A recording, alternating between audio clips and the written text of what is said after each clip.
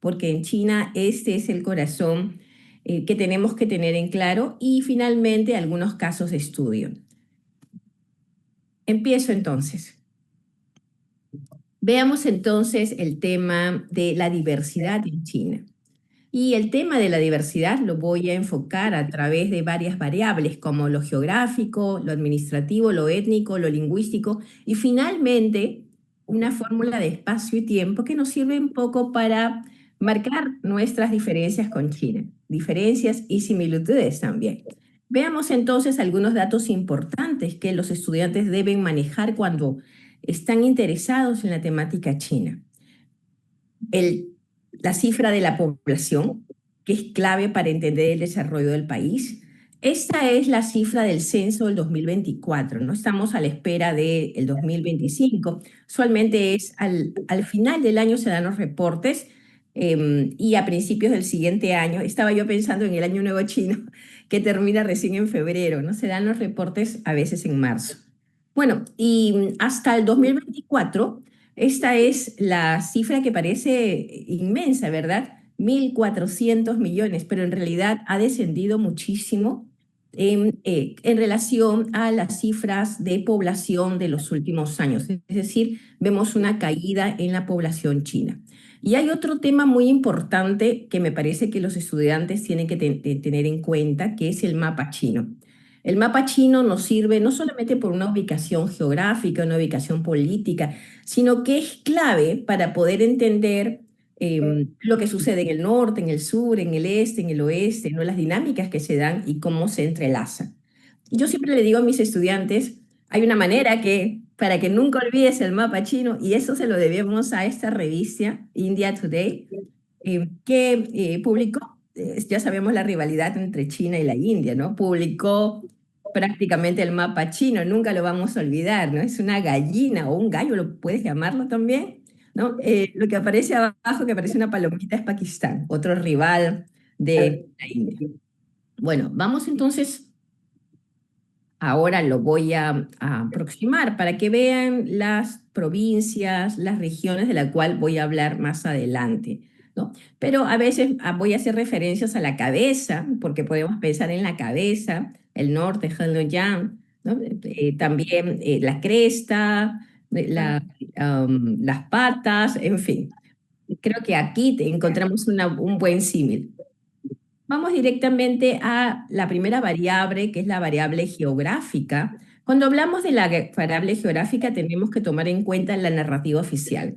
Todos estos datos son a partir de la narrativa oficial y después vamos a ir cuestionando también esa narrativa, porque no debemos de ser actores que solamente reciben un mensaje y no cuestionan los datos. Es importante para el análisis, ¿no? ¿Desde dónde leemos China? Leemos desde América Latina.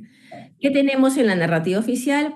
Tenemos como primer punto el origen en las planicies centrales, ¿no? ¿Dónde están las planicies centrales? Entre estos dos ríos. Lo puedes ver aquí, ¿ves los dos ríos importantes? El río amarillo, Huanghe, y el río largo, Yangtze. Entonces, todo lo que sucede en la cuenca de estos dos ríos es considerado las planicies centrales y a este lugar es simbólico políticamente, históricamente, culturalmente, porque se atribuye que este lugar es la cuna de la civilización china y además del antepasado común de los chinos. Otro importante dato es que siempre escuchamos que China tiene 5.000 años de historia continua. Todo esto, por supuesto, dentro de las narrativas oficiales. También sabemos que hay referente al nombre, hablamos mucho de Zhongguo, el nombre en chino de China, y esto no solamente se traduce como reino del centro o reino del medio, sino también podemos pensar en este concepto como una centralidad. Todo lo central, allí está la civilización, lo cultural, en fin, ¿no? Y la periferia, pues conforme se va alejando del centro, pues es todos los territorios incivilizados, en fin. Otro dato importante también es considerar a China desde la mirada del norte, del sur, del este, del oeste, ¿no? Los puntos cardinales nos ayudan también a ver las dinámicas en cada una de estas zonas. Por ejemplo, todo el norte o buena parte del norte, allí está todo el origen del poder político. Esto es históricamente el trigo, el mijo, y es por eso que usualmente la gente del norte prefiere los tallarines frente a la gente del sur que prefiere el arroz. Esto es geográficamente, se entiende así. En el este, sobre todo la costa este, lo que podemos llamar nosotros le decimos la pechuga, ¿no? De este gallo o gallina.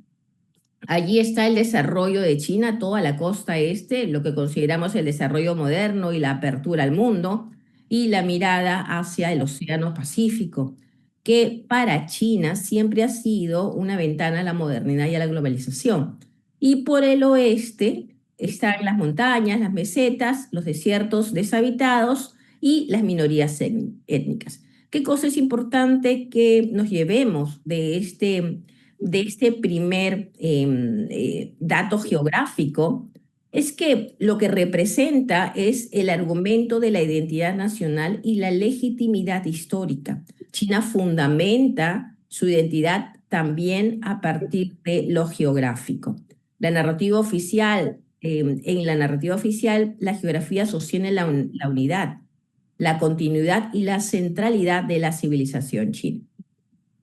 Aquí acerco un poco para que puedan ver ya las planicies centrales con más detenimiento, el norte, el sur, todo lo que está por encima del río Amarillo, considerado el norte, todo lo que está por abajo del el río Yangtze, el sur, y el centro es considerado las planicies centrales, ¿no? Algunos puntos importantes que seguro ustedes recuerdan: Wuhan con relación a la pandemia, exactamente podríamos decir en el estómago de China. En la capital, Beijing, al norte, Shanghai es parte de la costa este, ¿no? Puntos importantes que recordar. Vamos entonces con otra variable que es la administrativa. Según la variable administrativa, que es lo que tenemos, 34 unidades de primer nivel, lo pueden ver aquí, 23 provincias. ¿Y por qué 23? Porque China en la narrativa oficial incluye siempre a Taiwán, entonces es 22 más 1. 5 regiones autónomas, que son las regiones que vas a encontrar en amarillo, están aquí. Las 4 municipalidades, estas municipalidades son 4, encuentras en verde: Beijing, Tianjin, por ejemplo, perdón. Estas municipalidades están en control directo del gobierno central, y 2 regiones administrativas especiales, que son las regiones de Hong Kong y Macao. No, además, también tiene fronteras con 14 países y territorios que están reclamados, como el caso de Taiwán, que para China es la provincia de Taiwán o la isla de Taiwán, y disputadas, ¿no? Ya sabemos, la zona de Cachemira con la India. Ahora, China se presenta como un estado unificado, centralizado y también multiétnico.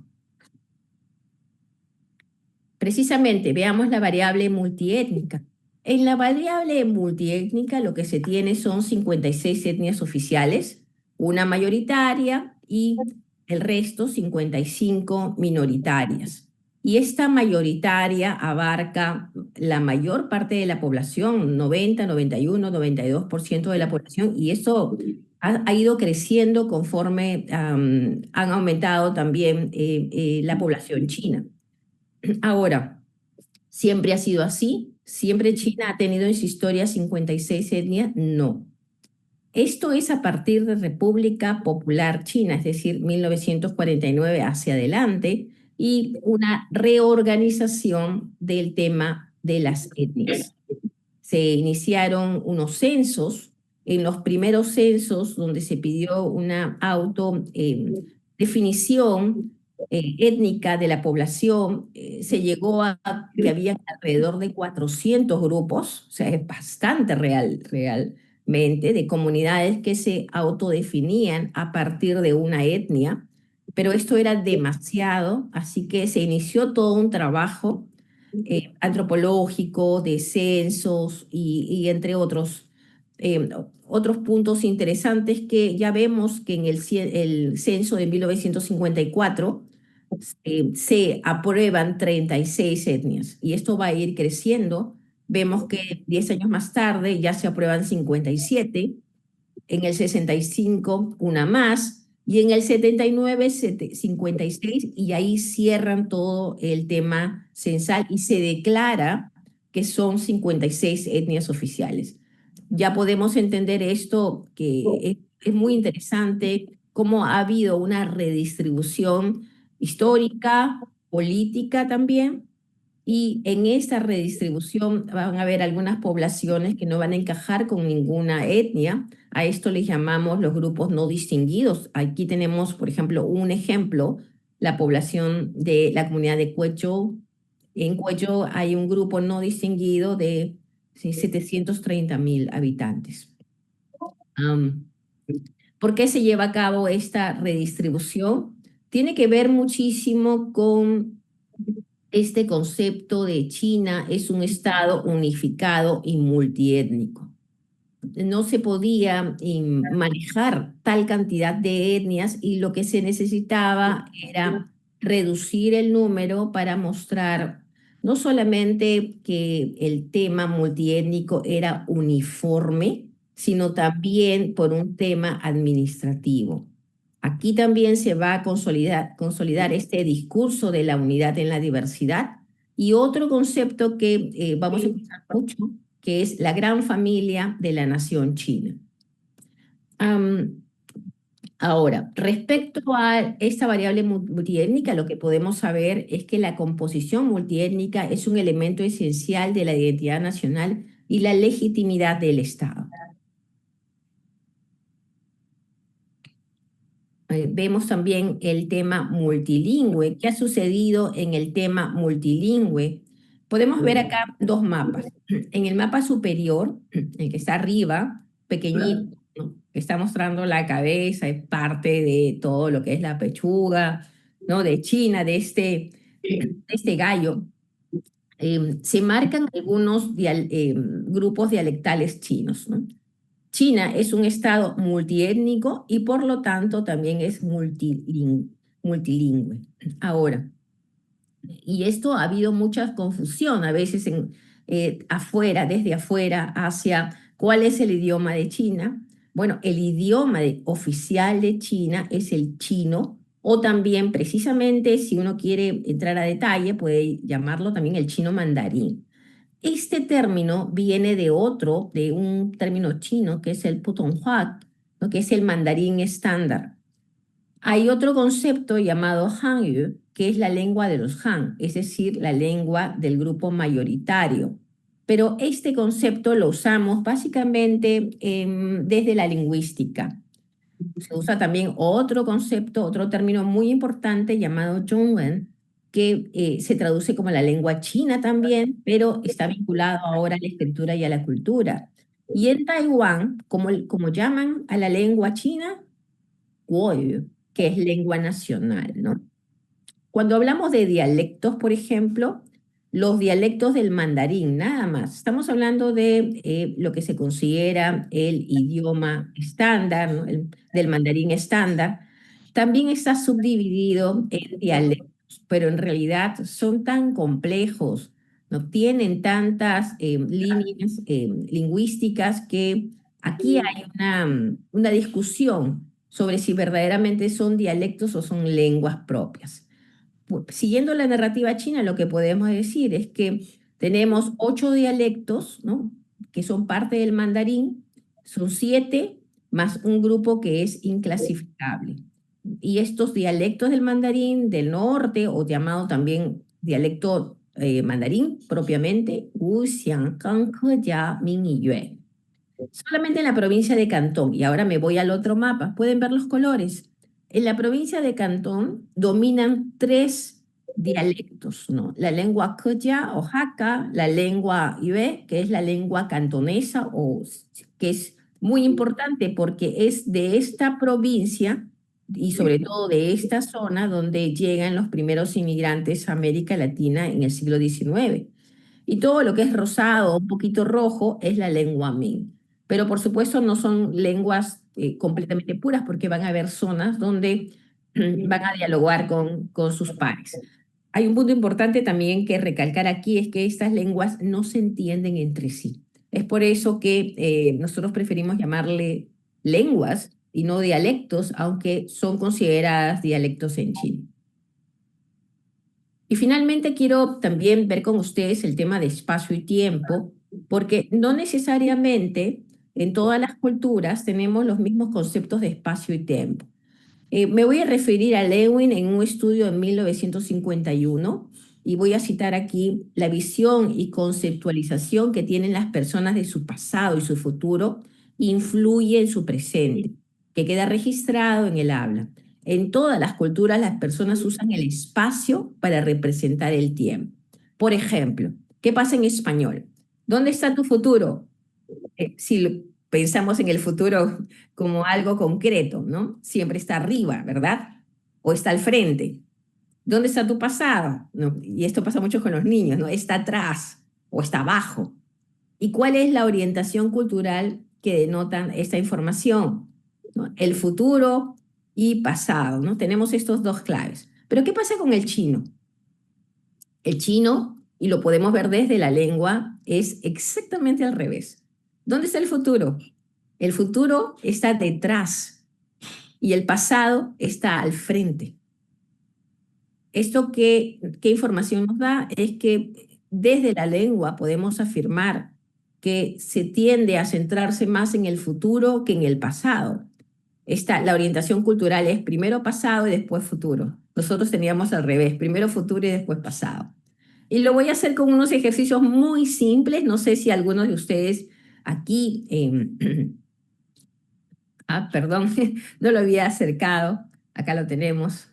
Esta es la gráfica. Pero voy a hacer un ejercicio muy simple. Quizás algunos de ustedes manejan algunos términos chinos o hablan chino. Sería excelente. Pero si no, no hay ningún problema porque acá lo podemos entender bien. Un poco para probar lo que he dicho anteriormente. Por ejemplo, ya sabemos cómo se forma el chino, ¿verdad? A través de la posición de los caracteres. Por ejemplo, Shan, el primer carácter en el ejercicio 1, significa arriba. Xia, abajo. Zhou, semana. Y entonces el juego es ir uniendo estos conceptos y así vamos formando los caracteres. Por ejemplo, si unimos Shan y Zhou, literalmente la información que nos da es semana arriba. ¿Pero qué significa en chino? Esto no significa semana arriba en chino. No, no, de ninguna manera. Eso significa semana abajo, es decir, semana próxima. Vemos el segundo ejercicio. Qian está al frente. Hou significa atrás y Nian es año. Vamos otra vez a jugar. Si juntamos Qian y Nian, literalmente, ¿cómo se traduce? Año al frente. Pero ¿eso significa en chino? No. Significa anteaño, un año antes del pasado. Otro punto, Honian, literalmente, ¿cómo lo traducimos? Año atrás. Y entonces cuando nosotros pensamos en año atrás, por supuesto que vamos a pensar en el pasado. Pero no, en China esto lo que verdaderamente significa es año subsiguiente, es decir, un año después del próximo año. Estamos en el 25, eso se refiere al 27. ¿Se dan cuenta cómo la posición de espacio y tiempo es completamente distinta a la posición de espacio y tiempo, la referencia que tiene el actor ante el espacio y tiempo en América Latina, por ejemplo, y en China? De allí muchas personas, muchos lingüistas han dicho, ¿por qué para China es tan importante su pasado? Porque su pasado está al frente. Ahora que hemos visto estos conceptos, ¿no?, que nos sirven un poco para entender la diversidad china, empecemos también con el tema multiétnico, la China multiétnica, ¿no? La China multiétnica es muy compleja y muy diversa. ¿Cuál es la narrativa oficial que recibimos de China? China es una nación con una historia de 5.000 años y China es la civilización continua más larga del mundo. ¿Es precisamente así? Hemos visto a través de articulando esos otros ejes que presenté que hay una intención por parte de China de construir una imagen unida en bloque y continua en él. Pero esto sucede así, pues vamos a analizarlo, ¿no? Lo que sucede es que lo que hoy estamos llamando China en realidad es un producto histórico. Esta China tuvo muchos nombres alrededor de todos estos siglos, ¿no? Y además siempre ha estado formada por múltiples entidades, ¿no? No le voy a llamar etnias ni, ni comunidades precisamente, sino entidades en general. Lo que vemos en todo caso es que durante todos estos siglos lo que existe, y esto sí es verificable, a través de la arqueología y a través de la historia, es que vemos un proceso que esas entidades, ¿no?, se expanden, se contraen, tanto en el norte, en el oeste y en el suroeste de China principalmente. Por lo tanto, no es un solo bloque unido todo este tiempo y continuo, todo lo contrario, muy fraccionado, ¿no?, en estas entidades. Y lo que sí vemos es que a finales del siglo XIII lo que existe sí es una unidad a gran escala, muy poderosa, pero también tiene grandes periodos de división. Finalmente, China, tal como la concebimos, recién va a quedar definida en la dinastía Qing. Entonces, es un mito pensar que la civilización china es una entidad monolítica, inmutable, que ha permanecido a lo largo de los siglos, 5.000 años de historia. Y esa cifra también es cuestionable porque las investigaciones por parte fuera de China nos hablan de que no se puede incluir, ¿no?, a las dinastías que no tienen registro arqueológico y un registro claro e histórico solamente a partir de las leyendas, ¿no? Esa es la voz del otro lado. Pero veamos un poco por qué tenemos estas condiciones. Y quiero empezar con el concepto del otro, ¿no? Si nosotros frente al otro. ¿Quiénes eran los otros para China a lo largo de la civilización?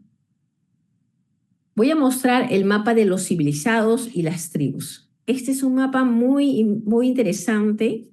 Es un mapa, bueno, en realidad esta es la copia, ¿no?, de un mapa más antiguo, pero esta copia fue grabada en piedra, data de 1136, ya fue grabada en la dinastía Song, pero esto existió mucho tiempo, muchos siglos antes, y va a representar 400 distritos de administración, las conexiones terrestres, marítimos.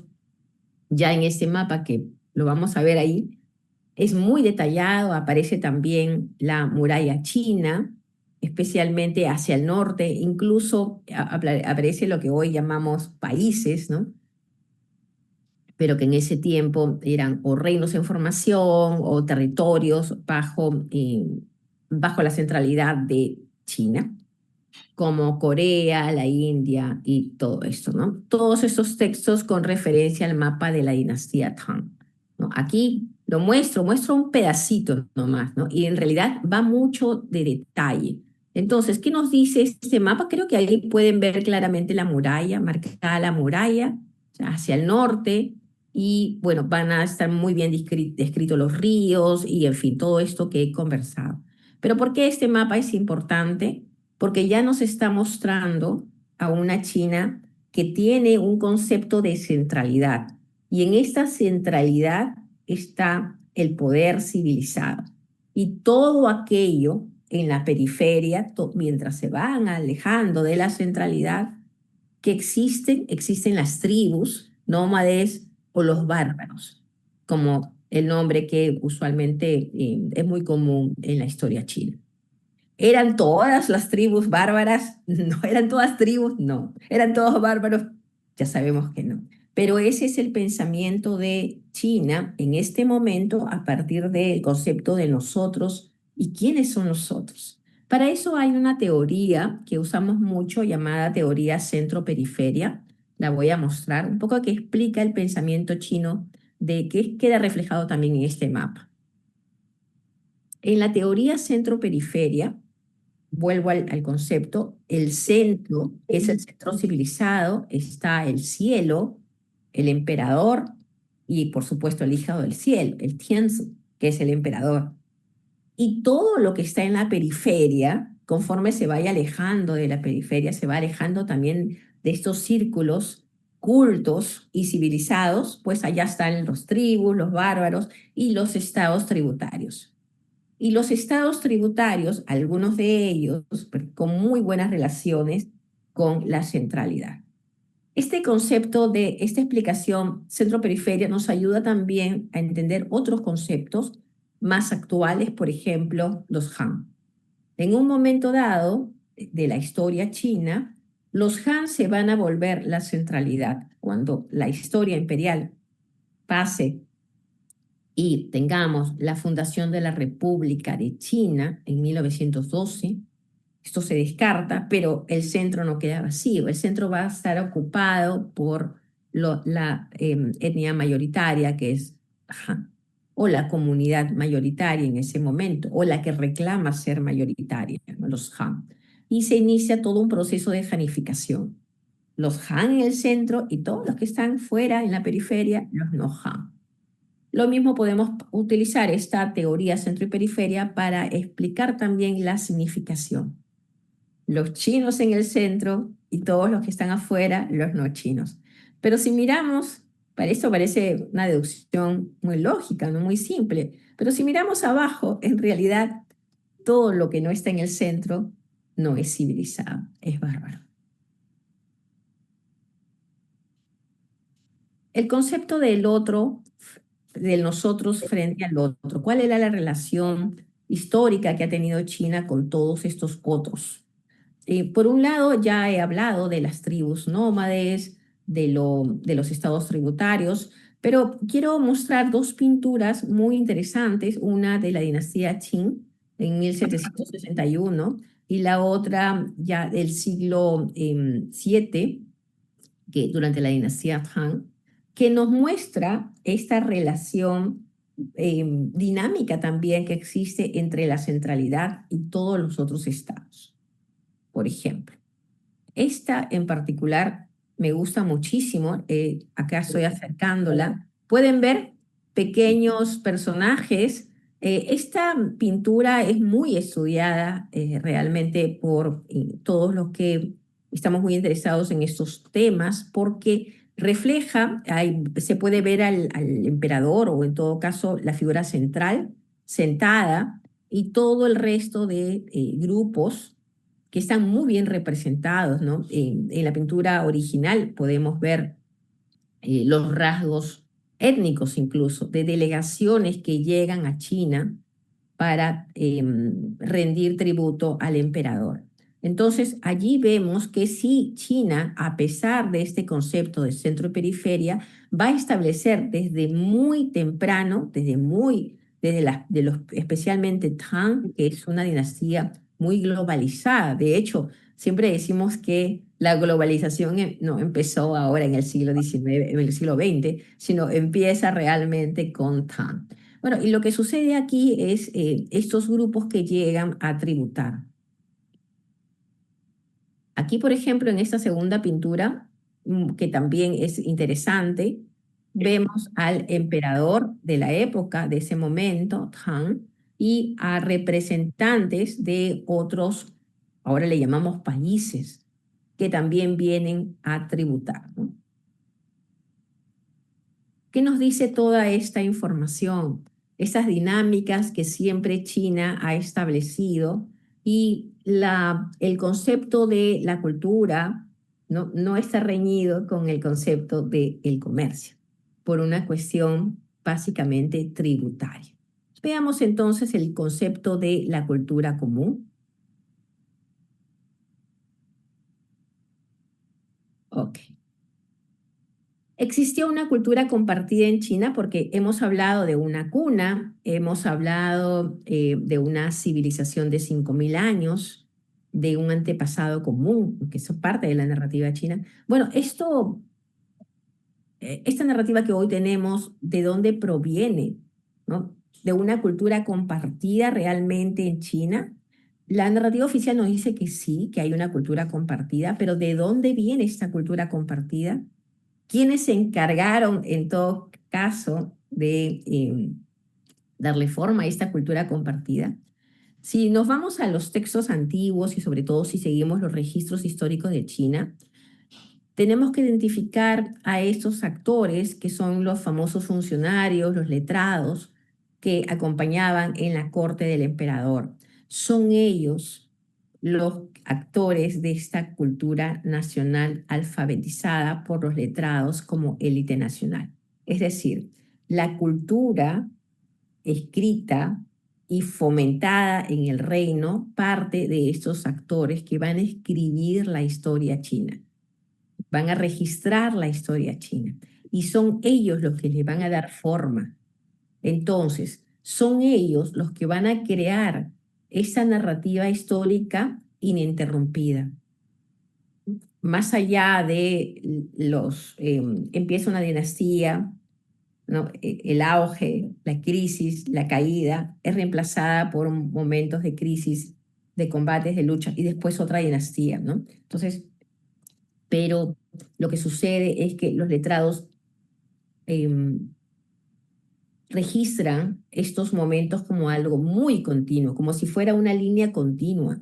Y ya sabemos que no es así, porque no es una línea continua de dinastías, sino son muchos reinos que se superponen en el tiempo y que están en distintos momentos.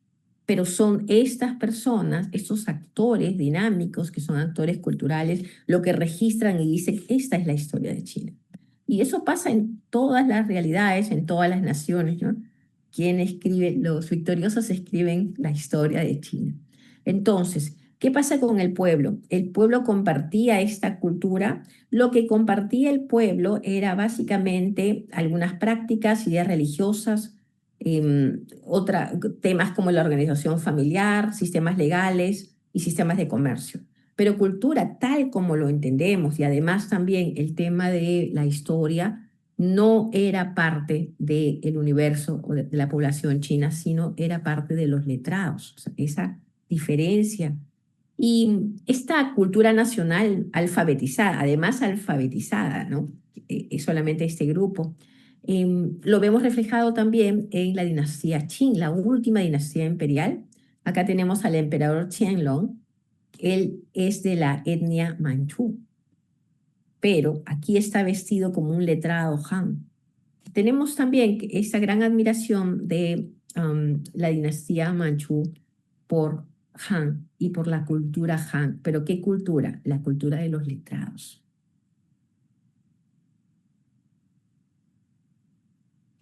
El concepto de cuna y antepasado común. ¿No? Vamos a escuchar, ya hemos escuchado y vamos a escuchar de Sun Yat-sen, Chiang Kai-shek, Mao Zedong y hasta Xi Jinping, pero Xi Jinping ha dado un giro en este concepto también, ¿no? Se ha utilizado esta narrativa de la unidad de China a partir de una cuna única y un antepasado común. Pero eso solamente va a funcionar más o menos hasta los 80, porque va a aparecer una cultura llamada Sanxingdui, que está en Sichuan, en el sur oeste de China, ¿no? Que está como para la cola más o menos de este gallo. ¿Qué dice la narrativa oficial? Que todo surge, que la civilización china tiene solamente una cuna, que son planicies centrales, y que la cultura nace al borde del río Amarillo, en esta cuenca entre Amarillo y Anza, que es única, y que tiene un antepasado común. Pero si esto es realmente así, ¿y qué pasa con San Xinhui?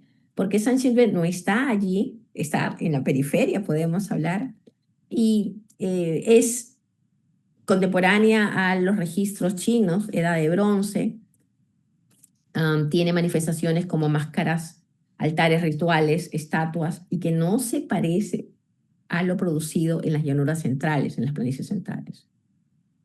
Entonces, también pensamos, un antepasado común para múltiples cunas. O sea, ya sabemos que ya no hay una sola cuna.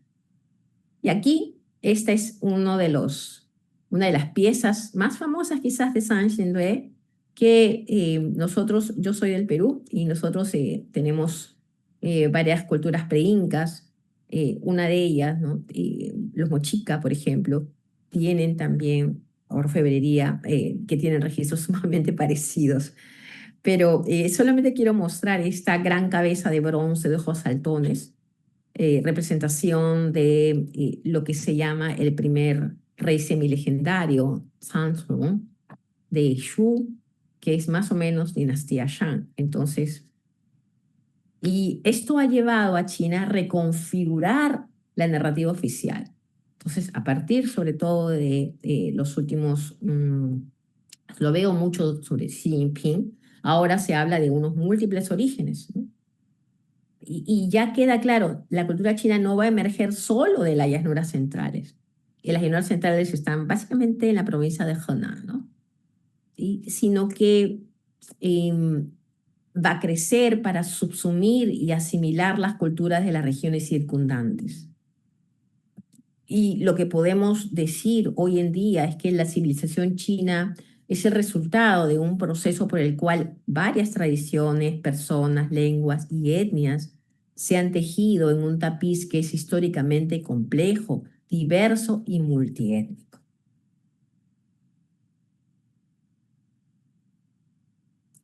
¿Cómo definir el concepto de la nación? El concepto de la nación es muy interesante porque no existe antes de República de China. Y este concepto también nos brinda más información. Cuando colapsa la dinastía Qin, ¿no? Se va a crear un vacío de poder, pero no solamente un vacío de poder que, por supuesto, va a ser ocupado por los que después van a fundar la Primera República de China en 1912, sino que también este vacío de poder era un vacío real. ¿En qué sentido? Se da toda una crisis de identidad, porque en China, hasta antes de República de China, del concepto de república, la relación era las provincias, las comunidades, ¿no? Que tenían sus propias dinámicas y todas bajo el imperio, ¿no? Las dinastías. Pero muchas de estas élites minoritarias eran parte de una coalición gobernante de los Qing, es decir, los Qing, los manchúes, la dinastía Qing, entraba en una cooperación directa con todos estos grupos pequeños. Es decir, todos estos grupos pequeños, estas relaciones se van a quebrar cuando los Qing caen. Por lo tanto, las comunidades que quedan se van a sentir mucho más leales al imperio que a la república que lo reemplazó. De hecho, no tienen una idea, ninguna idea, qué cosa es esto de la república. Y aquí quiero abordar el tema de la identidad china. A veces tenemos esta idea de, sobre todo hoy, de China como una entidad distinta, unificada, con una historia continua, con una sola civilización. Pero lo que realmente vemos a partir de su historia y sobre todo de datos recientes, datos arqueológicos, estudios antropológicos, es que lo que hay es una larga, intrincada historia que desafía esta percepción, esta narrativa oficial. Las nociones nociones de nación, raza, nacionalidad, minoría étnica, son construcciones políticas y modernas, tanto de la República de China como de la República Popular China desde 1949, y ya lo mostré a partir de los censos. Doy un ejemplo. Las primeras inmigraciones chinas a la región, a nuestra región, podemos detectar, ¿no? 1849 a Perú, un año antes, 2 años antes, a Cuba. No existe concepto de nación, o sea, no hay un vínculo directo. El vínculo más que fortalece a estos primeros inmigrantes eran con su comunidad, con su pueblo. ¿no? No había este concepto de lo chino unificado, no existía realmente. Eso se va a ir forjando a lo largo de los años y lo vamos a tener más claro después de Mao Zedong, después de República de China. Entonces, como conclusión, ¿qué tenemos aquí? Una historia de China del siglo XX, un intento de un Estado republicano débil por crear una nación fuerte y unificada a partir de grupos étnicos dentro de este dominio chino. Y la necesidad de la etnia Han para poder controlar a estos muchos grupos multiétnicos que en un primer momento no tienen confianza en el concepto de la república, no tienen confianza en los Han mayoritarios y tampoco tienen sentido de unidad.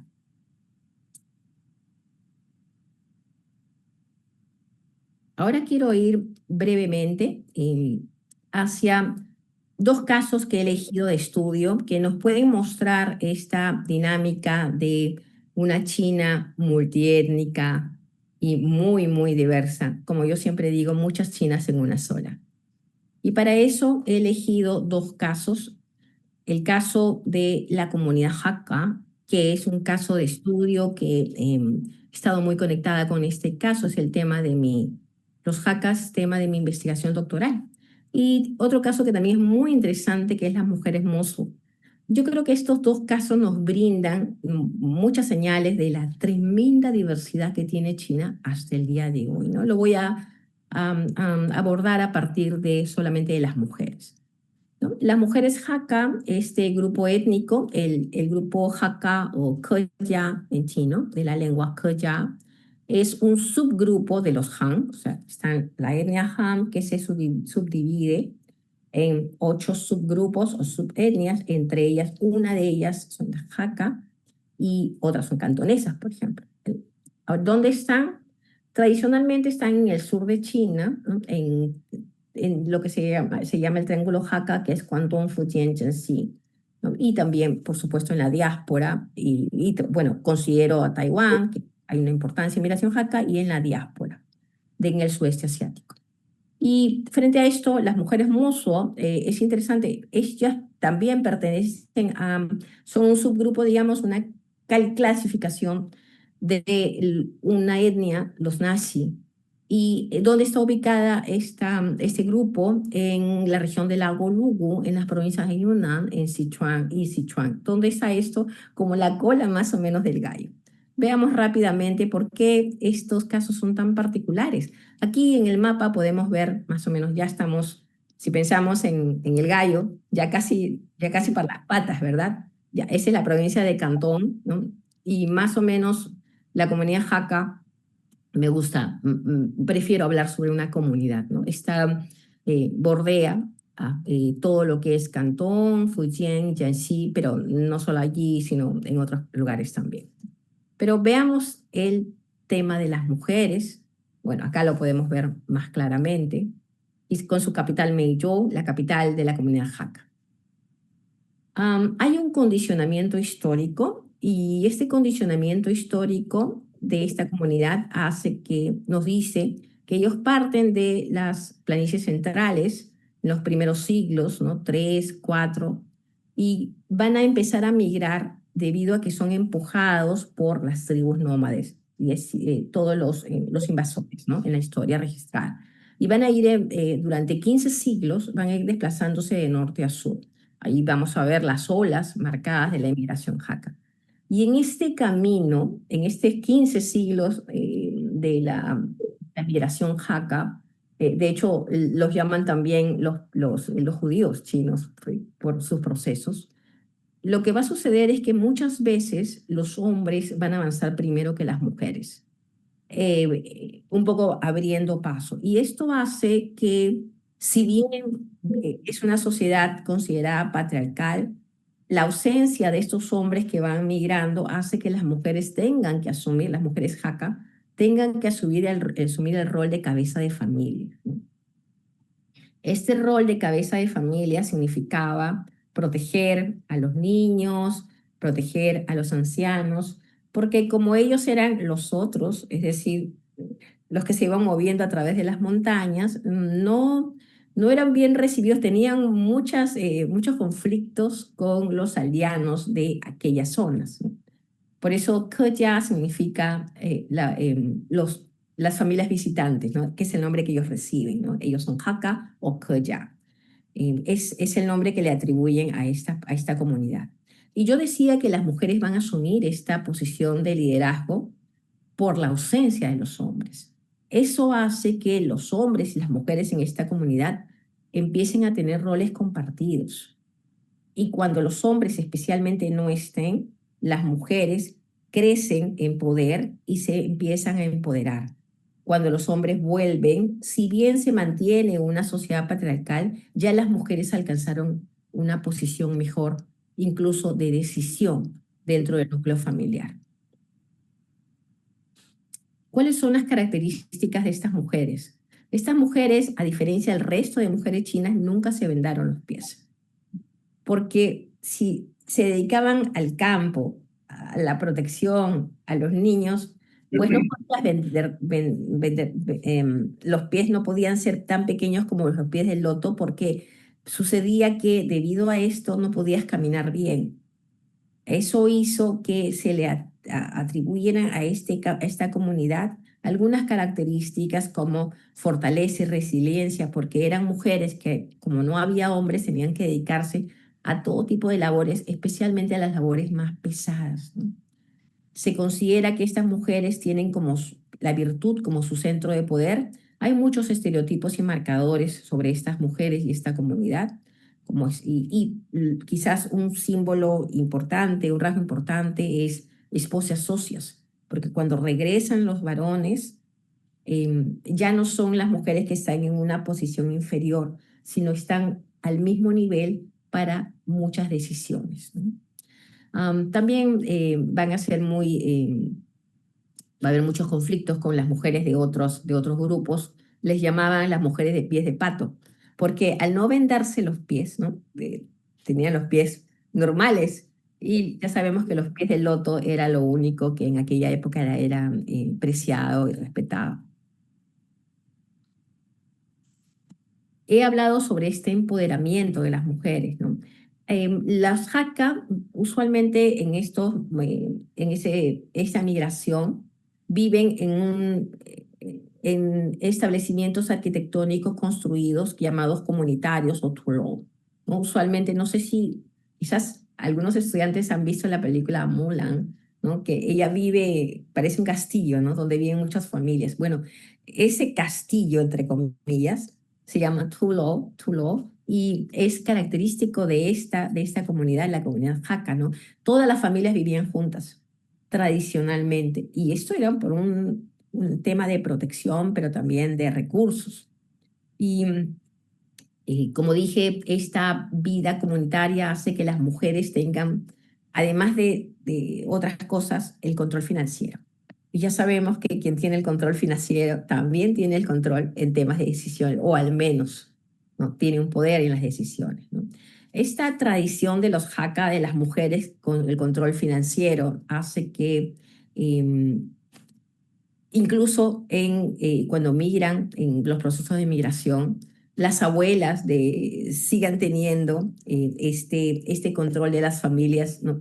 Cuando empiezan ya a viajar a otros países, ¿no? Esa tradición no se pierde, y lo comparo con las mujeres de los cantoneses. En las comunidades cantonesas los hombres son los que tienen el control financiero, no las mujeres, ¿no? Se ha dicho también que estas abuelas son las transmisoras culturales, porque las abuelas se quedaban con los niños. Las mujeres salían a trabajar los campos, en fin. Y bueno, ellos continuaban esta tradición cultural. Y algunas particularidades, podemos decir que son iguales, pero diferentes. ¿En qué sentido? Em, las mujeres se sienten iguales a los hombres. Estamos hablando de época imperial, muy atrás, cuando las mujeres en realidad de la mayor parte de los grupos étnicos de las comunidades eran objetos, ¿no? Y en posiciones muy inferiores. Pero en esta comunidad las mujeres se sienten, ¿no? diferentes a los hombres, pero iguales, ¿no? Hay una superioridad doméstica, pero hay una inferioridad social, ¿no? Por el resto de las comunidades, ellas siguen en una posición de abajo, ¿no? Se dice también que el concepto de la identidad Hakka radica también hay un elemento importante en sus mujeres, ¿no? Que son muy distintas a el resto de mujeres chinas. Ahora veamos rápidamente a los Mozo. Los Mozo tienen otra característica sumamente particular. Y aquí en el mapa podemos ubicar Yunnan, la provincia de Yunnan, ¿no? Ya casi en la cola realmente de este gallo. ¿Ves aquí el lago Lugo? Y ellos viven alrededor de este lago Lugo. Hasta 1980 era imposible llegar a esta comunidad. Está en lo alto, en un lago, rodeado de espesura, de bosques, inaccesible, inaccesible. Pero a partir del 80, proceso de reforma de apertura, de pronto ya se construyen más caminos y ya es posible ingresar. Pero ellos han estado en esta condición durante muchos siglos, por lo tanto su cultura, su subcultura en todo caso, ha mantenido sus características. ¿Y qué características ha mantenido? Acá lo podemos ver. Por ejemplo, hablamos de las mujeres de esta zona, los Mosuo. Son matriarcales. ¿Por qué? Porque tienen una compleja organización social. En estas comunidades, las mujeres, y sobre todo la matriarca, es la cabeza de familia, se da a través de la matriarca la herencia y el linaje y tiene decisión en la esfera propia, en su esfera y para toda la comunidad. Pero no tiene poder político ni poder religioso, eso pertenece a los hombres. Y esa es la diferencia entre lo matriarcal y lo matrilineal, que es, nos referimos a la descendencia por vía materna. Y hago esta distinción porque muchas veces decimos que la comunidad de los Mozo es una comunidad, ha sido una comunidad matriarcal, porque la matriarca y no el patriarca, ¿no? Es la cabeza del clan. Pero realmente lo que consideramos es que más que matriarcal es matrilineal. ¿Por qué se da esta condición? Vamos a ver. Esta es una condición histórica. Se cree que en esta región existía todo un feudo de una nobleza y los campesinos, y la nobleza decidió otorgarle más poder a las mujeres para evitar las sublevaciones, ¿no? Esa es una condición histórica. Es decir, las mujeres tenían una decisión y tenían la centralidad. ¿Esto qué cosa hace? Va a ser algo muy particular. Va a constituir que las mujeres se mantienen juntas en una casa comunal, todas las mujeres, es decir, las mujeres, me refiero de una misma familia, ¿no? La abuela, sus hijas, sus nietas, hasta determinada edad. Cuando el niño o la niña, ¿no?, llega a una determinada edad, los niños son expulsados fuera del entorno de las mujeres y pasan a la periferia donde están los hombres. En pocas palabras, las mujeres viven con mujeres y los hombres, que son los tíos, viven en los bordes. No comparten la casa, directamente la casa comunal.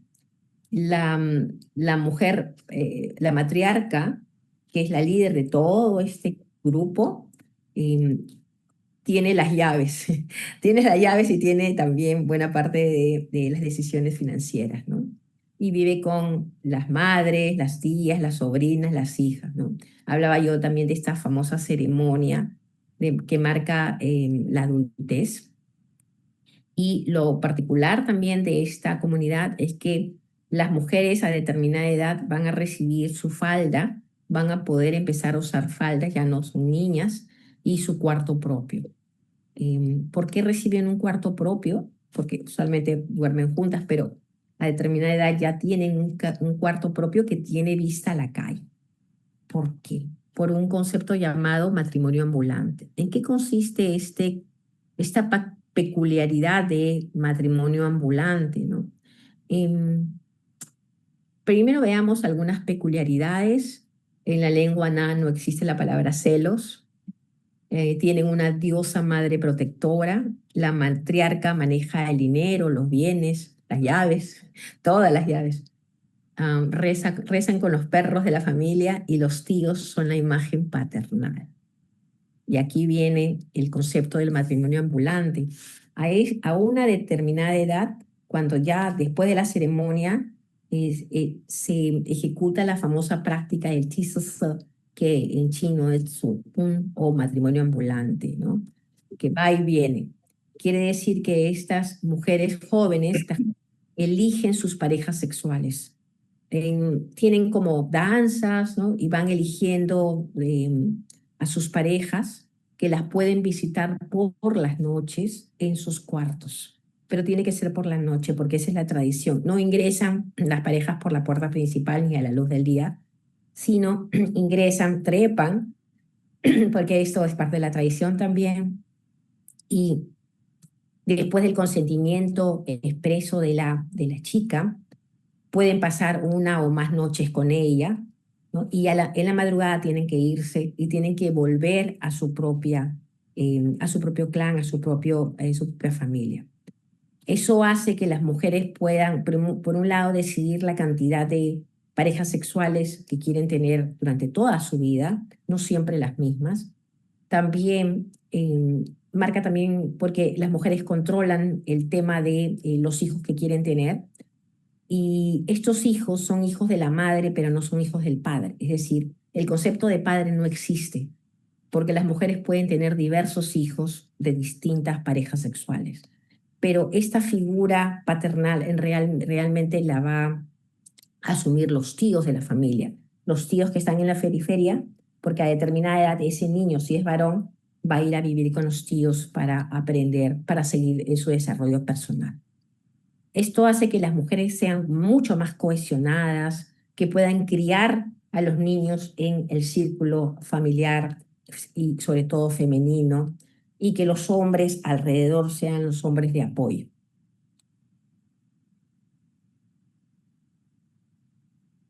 Y bueno, con esto, ay, perdón, con esto quiero terminar, quiero agradecer nuevamente esta gentil invitación. Soy profesora de la Pontificia Universidad Católica del Perú y también he sido profesora de la Universidad de Beijing. Estos son mis datos, mi correo, y si alguien tiene WeChat, este es mi código de WeChat. Muchísimas gracias por toda su atención y bueno, con esto termino y quedo atenta a cualquier pregunta o duda.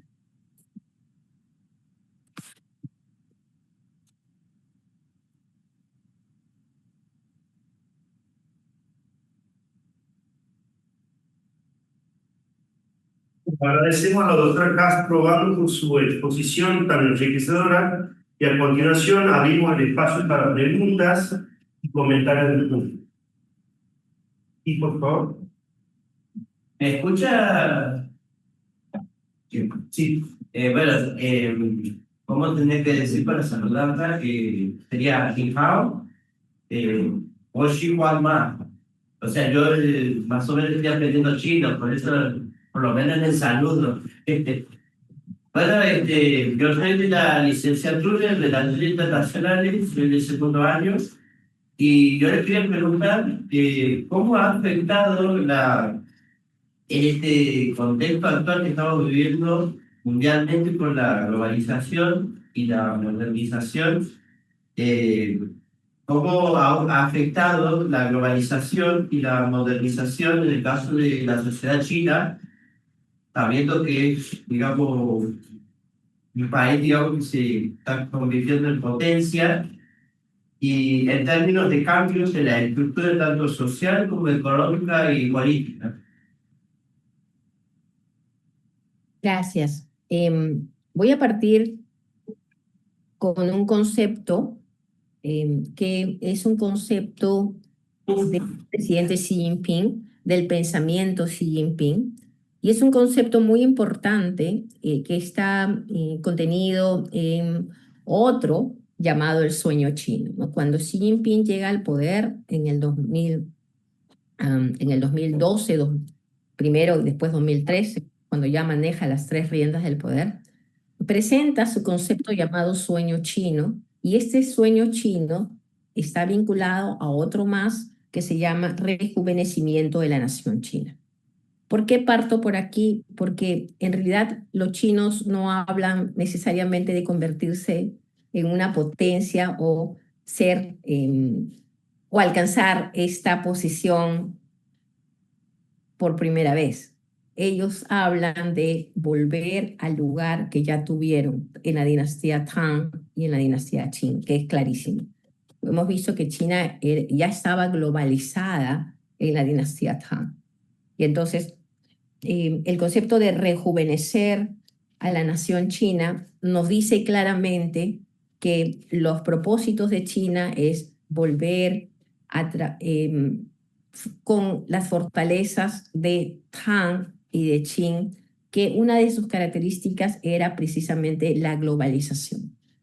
Lo interesante de Tang, voy a traer el tema de Tang porque ayuda mucho a entender los efectos de la globalización actual, es que Tang se abrió al mundo a través de las famosas rutas de la seda. Hoy también hemos visto ese concepto que son ya paradigmas, ¿verdad?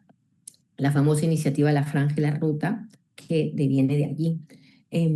Y en esta apertura de Tang, la civilización china o las comunidades chinas de Tang tuvieron esos acercamientos a diversas culturas, ¿no? Estas culturas ingresaron en Tang y diversificaron mucho más a China, lo cual ayudó muchísimo a la construcción de la identidad, que sabemos que en ese momento no existe tal cual lo entendemos, pero es un buen punto de partida. Ahora, hoy en día, la globalización de China, como China mira el proceso de globalización, es precisamente volver a esa época de esplendor de China, de Tang, ¿no? Una China culta, una China fuerte, una China con mucha presencia, y es a partir de los discursos del presidente Xi Jinping, que tenga voz y que recupere el lugar que perdió en el mundo. Entonces, la globalización no afecta, como puede pasar en otras culturas y en otros países, a China, sino que todo lo contrario, es algo muy esperado, es un camino que se está trabajando también a partir de este proyecto iniciativa de la Franja y la Ruta. Gracias. Sí. Por favor. Buenos días. Yo tengo una pregunta más que nada sobre cómo ha influido lo que es la revolución cultural de Mao con el pensamiento gonzalo y hasta qué punto Abimael González ha llevado a un extremo lo que es el pensamiento de Mao. O sea, desde su perspectiva. El efecto de la revolución de Mao Zedong en la actualidad, ¿verdad? No, con el pensamiento Gonzalo. El pensamiento Gonzalo. Ah, qué interesante pregunta. Ah, ok. Acá tengo mucho que decir, pero vamos por partes. Ahora,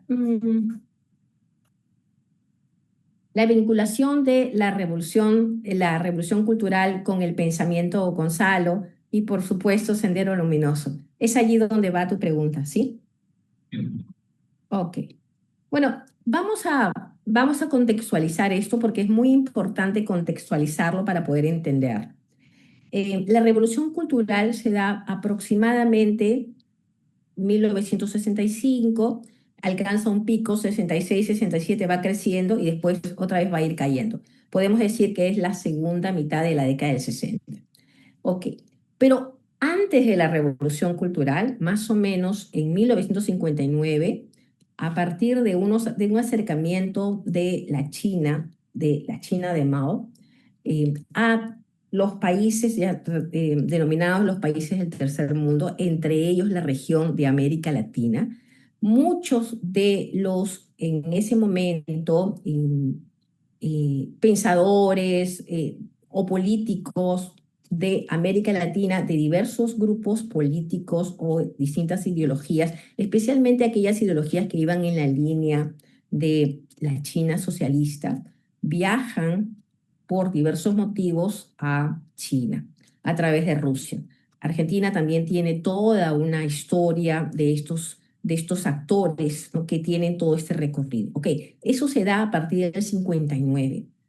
Viajan artistas, políticos, periodistas, en fin, muchos, a partir del 59.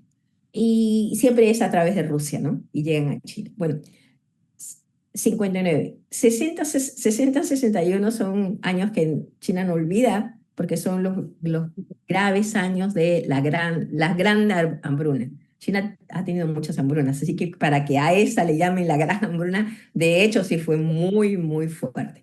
Ok, es ese territorio el que va creando la temática de la revolución cultural. Estamos hablando también de los movimientos que se dan en América Latina, ¿verdad? Con el tema del socialismo. Estamos hablando también de las primeras relaciones diplomáticas entre China y Cuba en el 60, ¿no? Seguimos en el marco, y en 1965, en una de las delegaciones, en una de las tantas delegaciones de latinoamericanos, llega China a Abimael Guzmán. Pero Abimael Guzmán, cuando llega a China en el 65, era, ¿cómo lo digo? No era un político, no era un dirigente poderoso, era alguien que le cargaba el maletín a otra persona, es decir, como un asistente.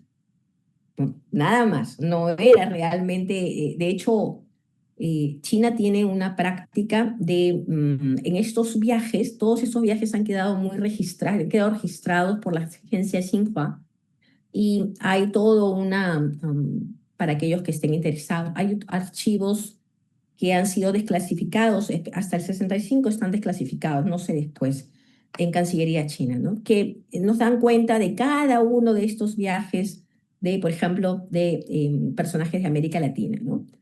Y con fotos, con quién se entrevistaron, por qué llegaron, qué cosas hacían y todo esto, ¿no?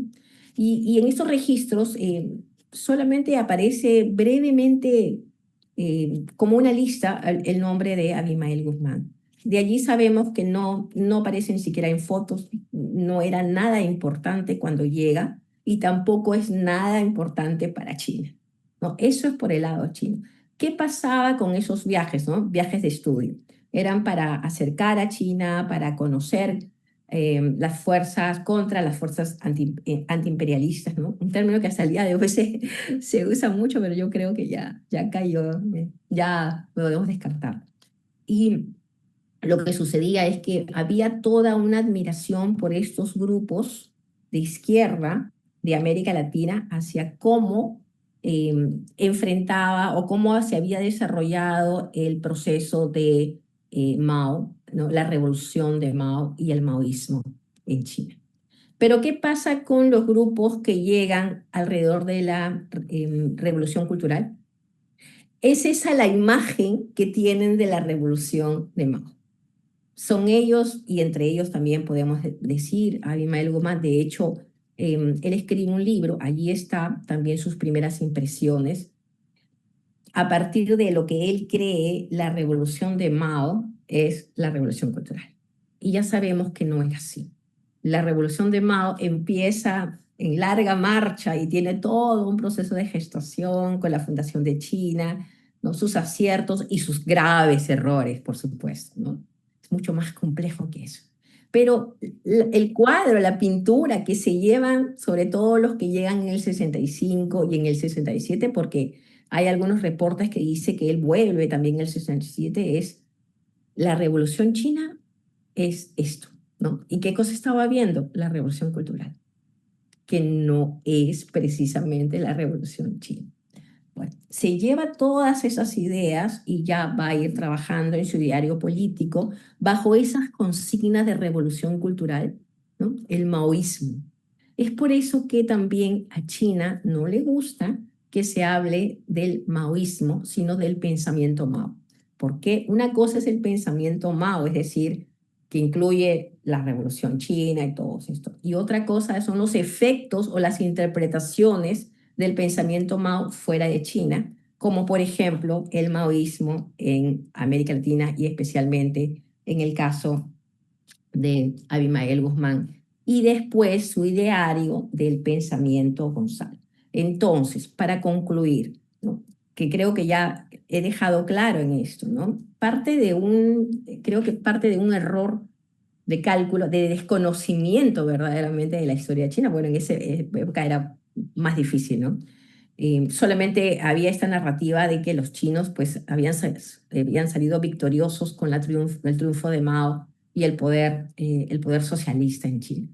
Y tiene esta concepción de las armas, ¿no? El poder de las armas. Entonces, eso es lo que va a quedar en el ideario del pensamiento Gonzalo y eso es lo que vamos a ver también después, no solamente en alguno de sus escritos, sino también en episodios como en la cárcel, cuando los grupos de terroristas están en la cárcel, cómo siguen estas dinámicas que no son dinámicas del pensamiento Mao, sino de la revolución cultural.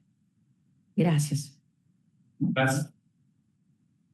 ¿Alguien más quiere hacer una pregunta? Por favor.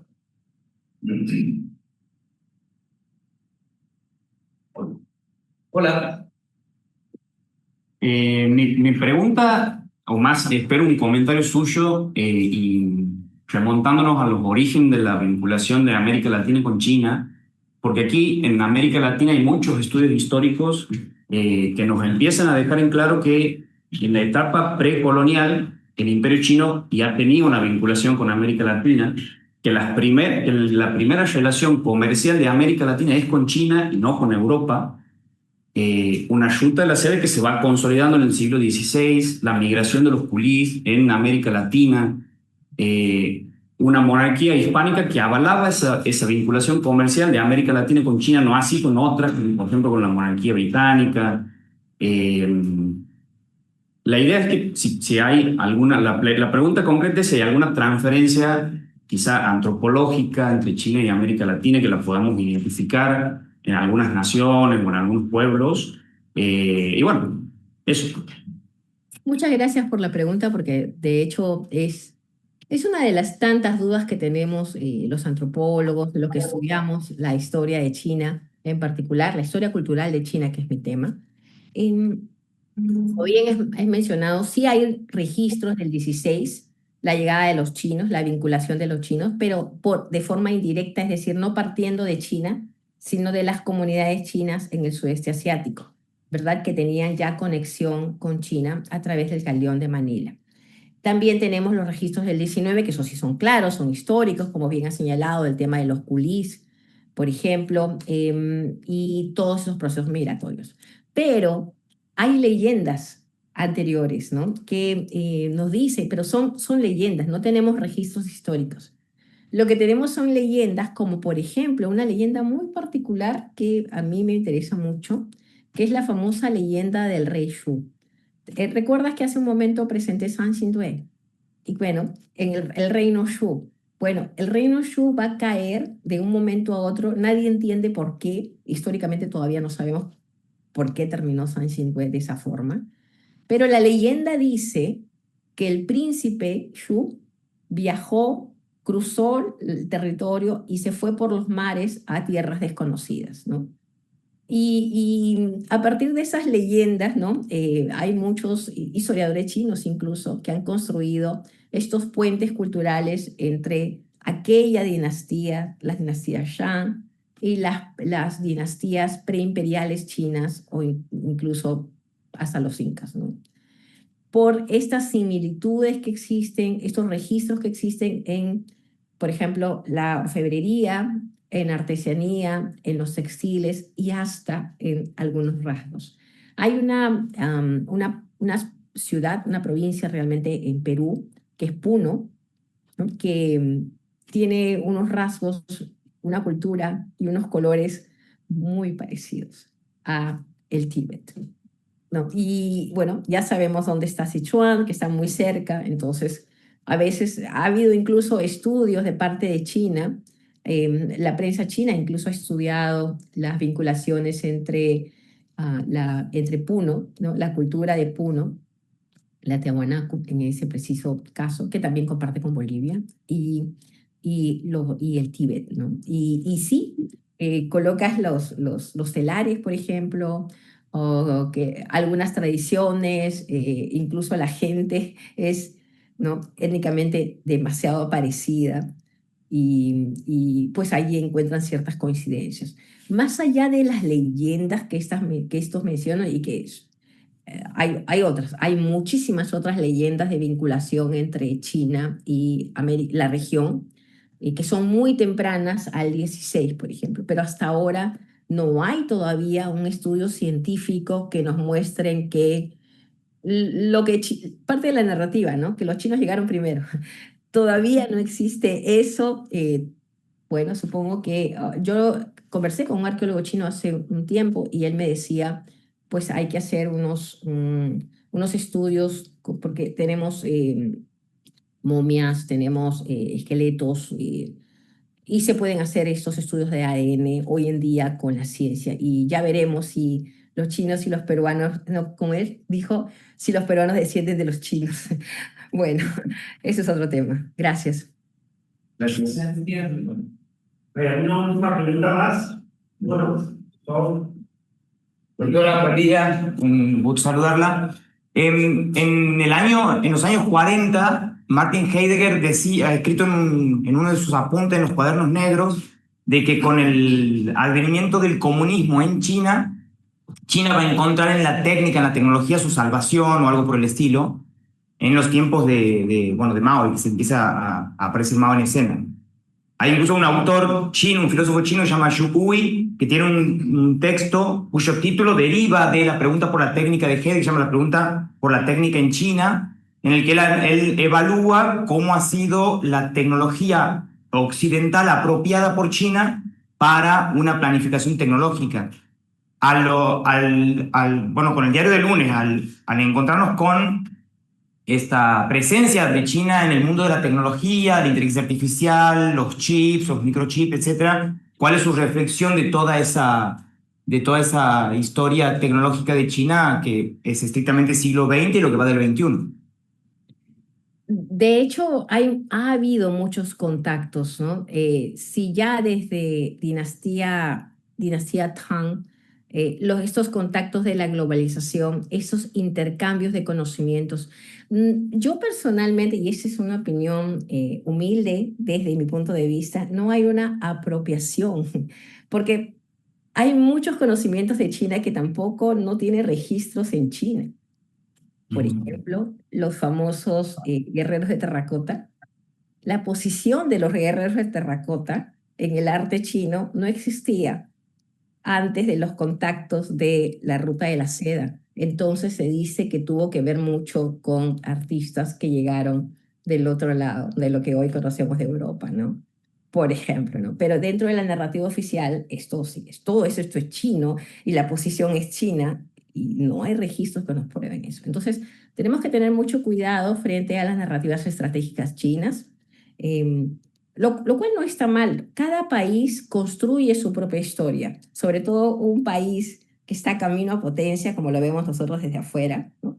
Para China no estamos camino a potencia, vamos a recuperar nuestro number one, que ya lo tuvimos. Produce narrativas estratégicas, produce este tipo de historias alrededor para que cimienten su ascenso, ¿no? Entonces, eso es por un lado, ¿no? No creo que que haya apropiación. Lo que hay es muchos intercambios de ida y vuelta, ¿no? También se habla de los famosos fideos, ¿no? Que los fideos eran chinos, no, que son italianos. Yo creo que lo que hay es estos intercambios profundos de ida y vuelta a través de la ruta de la seda, principalmente entre otras rutas, la ruta del té, por ejemplo, de la cual no se habla mucho, porque también fue muy interesante, ¿no? Y no podemos saber aquí hasta qué punto esto era chino o esto no era chino, ¿no? Precisamente por el proceso de globalización, ¿no?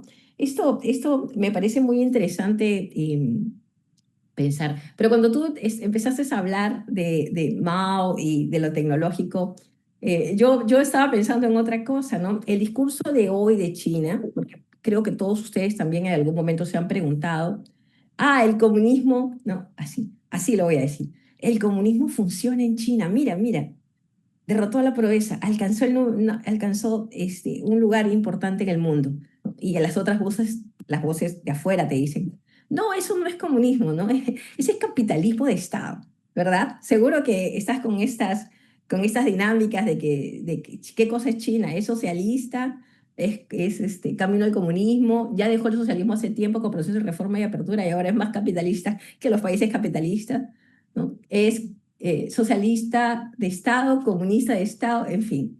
Pero yo digo todo esto porque hay que sacar todas esas etiquetas y hay que entender a China como esto que acabo de mencionar, que es un proceso diverso y de construcción, donde China históricamente va a ir tomando aquello que necesita, descartando en su momento, en cada momento, aquello que no necesita, ¿no? Y esto sí me parece muy importante en el caso de China, ¿no? No toma un modelo per se y lo aplica tal cual, sino lo adapta. Ahora, el presidente Xi Jinping, ya me fui del tema, pero creo que eso es importante. Lo que ha hecho el presidente Xi Jinping con el pensamiento Xi Jinping para el socialismo en esta nueva era. Socialismo con características chinas para esta nueva era. ¿Cuál era? La era de Xi Jinping, por supuesto, ¿no? Mi era, la era de Xi Jinping, es construir otra vez una narrativa estratégica muy interesante de potencia país, de vuelta al rejuvenecimiento de la nación, y que ahora está más apoyada en su temática cultural. Es decir, volvamos a nuestras raíces culturales chinas, claro, está pensando en Tang, está pensando en Xi, para fortalecer nuestra propia identidad y mostrarnos al mundo, ¿no? ¿Tenemos elementos socialistas? Sí, también tenemos elementos socialistas, ¿no?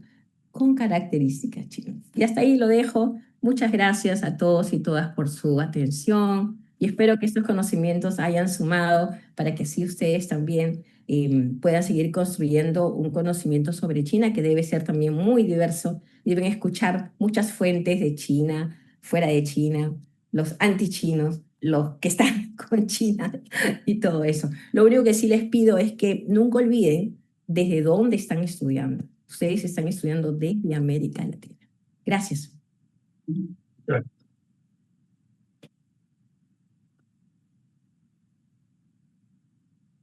Bueno, llegando al final de esta actividad, queremos expresar nuestro más sincero agradecimiento a la doctora Patricia Castro Baldo por su generosa participación y por la valiosa conferencia que nos ha brindado. También agradecemos a todos los presentes y los invitamos a estar presentes en cualquier otra oportunidad que se programen por este tipo de actividades académicas, ¿no? Damos por finalizada la conferencia y deseamos a todos muy buenos días. Muchas gracias. Zhe Jian. Gracias.